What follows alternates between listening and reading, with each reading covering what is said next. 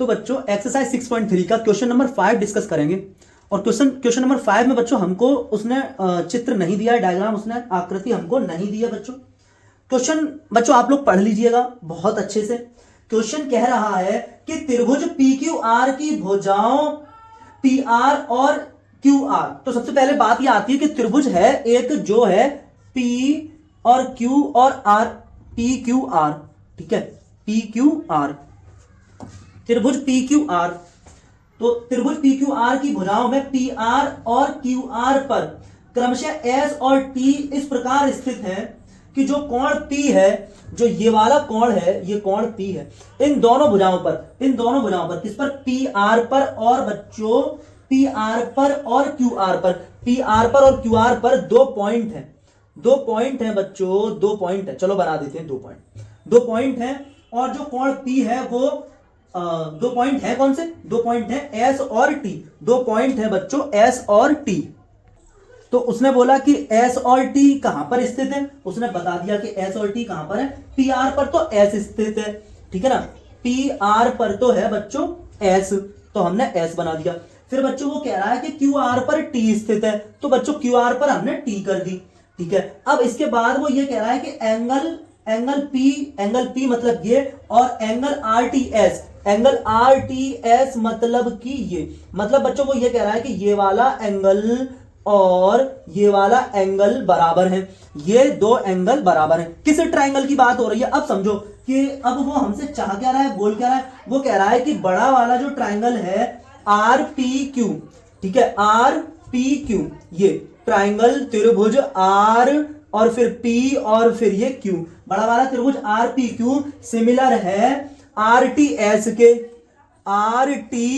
के बच्चों सिमिलर है, समरूप है, ये हमें बताना है, ठीक है। अब बच्चों मैं आपसे ये कह रहा हूं कि इन दो ट्रायंगल में, इस बड़े वाले ट्रायंगल में बड़े में और इस छोटे वाले ट्रायंगल में छोटे में कौन कौन से एंगल सेम हो रहे हैं, ये P है और बच्चों ये Q है और ये है R, ठीक है ना, ये R है और ये है बच्चों R और ये है S इस छोटे वाले में और ये है T। अब बच्चों ये वाला जो एंगल है, ये वाला और ये वाला बच्चों उसने दिया है कि ये दोनों एंगल हैं बराबर, ठीक है। अब बच्चों आप ये देखो कि एंगल R और ये एंगल R दोनों में हो रहा है कॉमन, तो बच्चों हम डबल ए से कह सकते हैं कि ये दोनों ट्रायंगल कैसे हो रहे हैं, समरूप हो रहे हैं, क्योंकि डबल ए वाला हम कर चुके, ट्रिपल ए या डबल ए बात एक ही होती है, बताया है वो मैंने,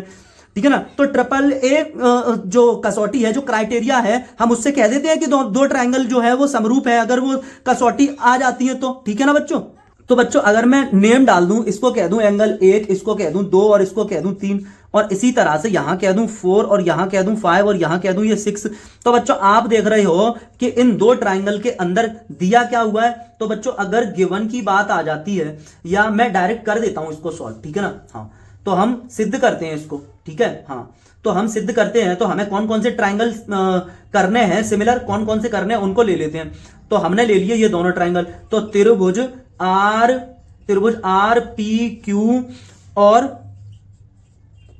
त्रिभुज RTS, इन दोनों को हमें करना है। तो हमने कहा इन दोनों के अंदर कोण एक, और जो कोण जो एक है वो किस कोण के बराबर है, ठीक है, ये जो कोण P है, मतलब एक जो कोण है वो कोण 5 के बराबर है ना, कोण 5, और ये दिया है उसने, ठीक है ना, जो उसने दिया हुआ है कि कोण P बराबर कोण RTS, कोण P बराबर कोण RTS। तो इसका मतलब ये हुआ कि कोण एक जो है वो बराबर है कोण 5 के, और ये बच्चों दोनों ही ट्रायंगल में कॉमन है, कोण R, तो हम कह सकते हैं कि कोण 3 बराबर है कोण 6 के, तो दो ये बराबर आ गए ना, दो कोण बराबर आ गए, तो हम कह देंगे, जब दो कोण बराबर आ जाएंगे तो हम कह देंगे कि इसलिए बच्चों ये दोनों के दोनों जो ट्रायंगल हैं, ठीक है ना,